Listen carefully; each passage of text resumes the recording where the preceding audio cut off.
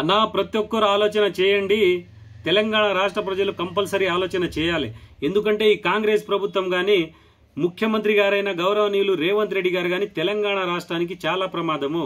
ఎందుకంటే ముఖ్యమంత్రి కావడానికి రేవంత్ రెడ్డి గారు తప్పుల మీద తప్పులు చేసి అబద్ధాల మీద అబద్ధాలు మాట్లాడి 6 గ్యారంటీలను తీసుకొచ్చి ఆ 6 గ్యారంటీలో 420 హామీలను తీసుకొచ్చి ఏ జిల్లాకు పోతే ఆ జిల్లాలో వీళ్ళు డిక్లరేషన్ ప్రకటించి కామారెడ్డి డిక్లరేషన్ లో బీసీలకు 42% రిజర్వేషన్ కల్పిస్తామని చెప్పేసి బీసీలను మభ్యపెట్టి బీసీల ఓట్లతోటి గెలిచిండు.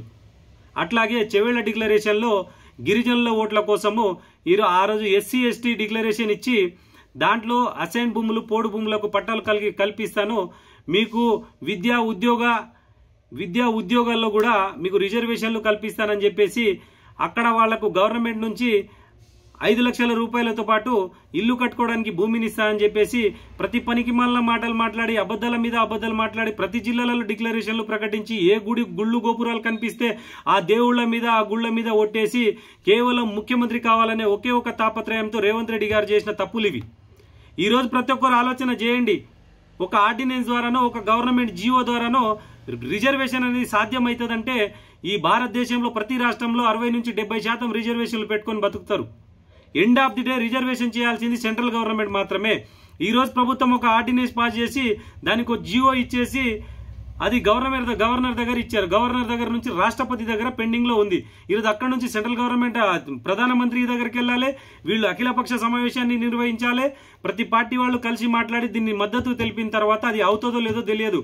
సుప్రీంకోర్టు నిర్ణయం ప్రకారము సుప్రీంకోర్టు నిబంధనల ప్రకారము 50% మించి రిజర్వేషన్ ఉండకూడదని చెప్పేసి ఆల్రెడీ కోర్టులో ఉంది. అది తెలిసి కూడా రేవంత్ రెడ్డి గారు బీసీ వాళ్ళని మోసం చేసి నేను 42% రిజర్వేషన్ ఇస్తామని చెప్పారు. కానీ ఈయన ఏ విధంగా 42% రిజర్వేషన్ ని చట్టబద్ధత కల్పిస్తారని చెప్పేసి ఒక్కసారి ఆలోచన చేయలే. ఈ రోజు ఏమంటున్నాడంటే నేను 42% రిజర్వేషన్ ఇవ్వాలంటే నా చేతిలో ఏం లేదు, నేను తీసుకుపోయి సెంట్రల్ గవర్నమెంట్ దగ్గర పెట్టినా వాళ్ళు ఏ నిర్ణయం తీసుకుంటారో దాన్ని నేను కట్టుబడి ఉంటా.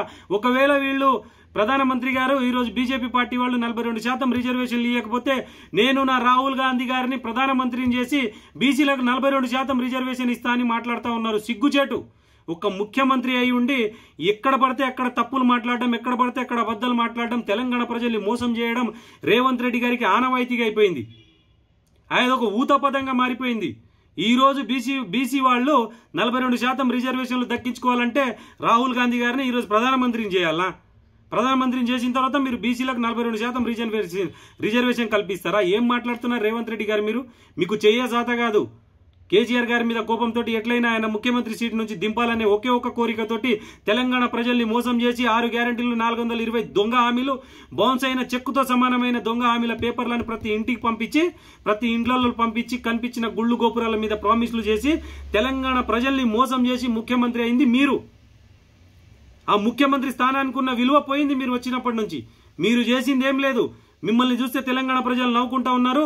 మీరు మాట్లాడితే కేవలం అబద్ధం మాత్రమే మాట్లాడతారు.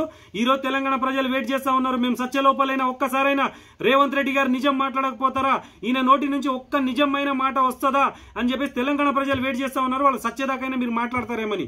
కానీ వాళ్ళు చచ్చిపోతారేమో కానీ మీరు మాత్రం ఒక్క నిజం మాట మీ నోటి నుంచి రాదు. అబద్ధాల మాత్రం అబద్ధాల వెల్లువ మీ నోట్ల నుంచి పారుతూనే ఉంటది. మీరు కేవలం మైకు వీరుడు మాత్రమే. ఆపోజిట్ వాళ్ళని దూషించడానికో మాట్లాడడానికో తప్ప పని చేతగానే ముఖ్యమంత్రి రేవంత్ రెడ్డి గారు. ఇది తెలంగాణ ప్రజలకు తెలిసిపోయింది. రేవంత్ రెడ్డి గారు నెక్స్ట్ టైం మిమ్మల్ని రాజకీయ సమాధి చేసేది గ్యారంటీ. తెలంగాణ ప్రజల్ని మిమ్మల్ని రాజకీయ సమాధి చేస్తారు. ఈసారి మీరు కొడంగల్ నుంచి పోటీ చేయరు. మీరు ఎక్కడ మీకు కన్వీనియంట్ ఉంటే ఎక్కడికి వెళ్తారు కానీ తెలంగాణ ప్రజలు మీరు ఎక్కడికి వెళ్ళినా కూడా కనీసం మిమ్మల్ని ఎమ్మెల్యేగా కూడా గెలిపించే ప్రయత్నాలు చేయరు. మిమ్మల్ని మాత్రం దారుణంగా ఓటమి పాలు చేస్తారు. ఇది గుర్తుపెట్టుకోండి రేవంత్ రెడ్డి గారు.